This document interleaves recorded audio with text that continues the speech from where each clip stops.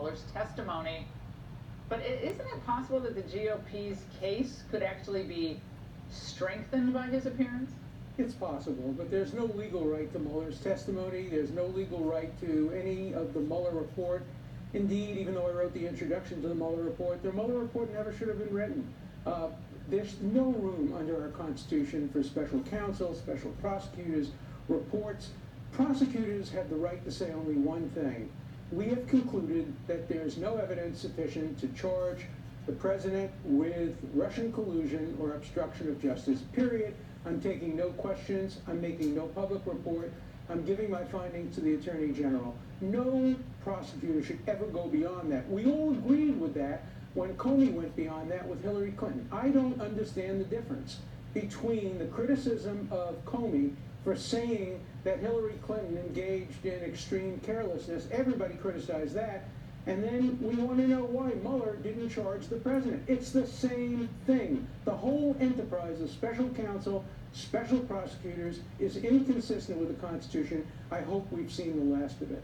Now, Saul, you were watching John Dean's show yesterday where he was testifying on the Hill and purporting to draw a connection between the Watergate roadmap to impeachment and what Mueller's report represents.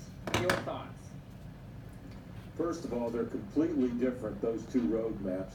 Jaworski and the grand jury were very careful not to make any arguments whatsoever, not to draw any conclusions. They just said, here is, on March 17th, 1973, President Nixon had a conversation with these two people.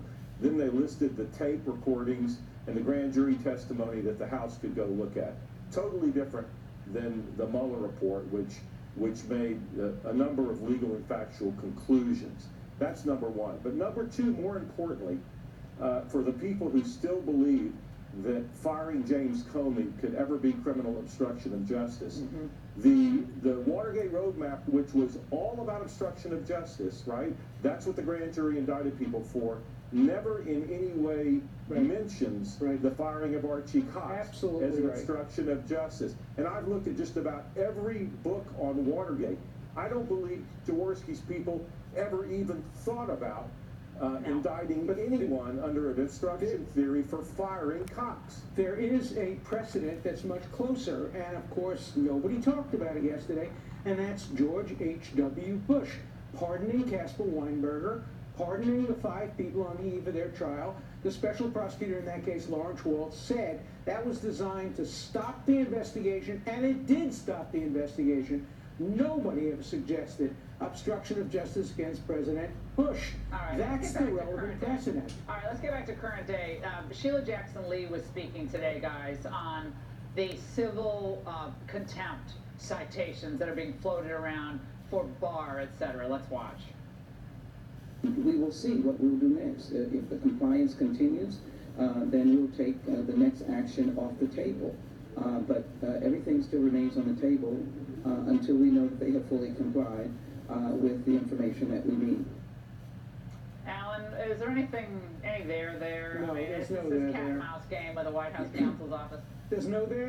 There's no legal obligation to provide the public or Congress with any of the information, certainly not information that is protected by grand jury secrecy, that involves ongoing investigations. It violates the separation of powers for Congress to try to compel disclosure of information that the executive branch has the right to maintain secrecy over, not forever, but while there are pending investigations and until a judge clears the grand jury. What they're actually asking Barr to do is violate the law, and no court is going to compel an attorney general to violate the law. Yeah, Barr, I should have referred to DOJ, not White House counsel. I was referencing McGahn, trying to get him to testify.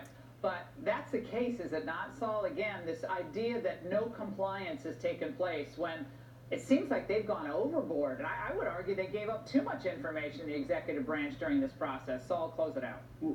Not only that, but, just think of the case of David Seamus, worked for President Obama. He took the exact same position. He would not allow him to even come to Congress. It's a position being taken by every president, Democratic and Republican, for the last 5 administrations. All right, guys, thanks so much.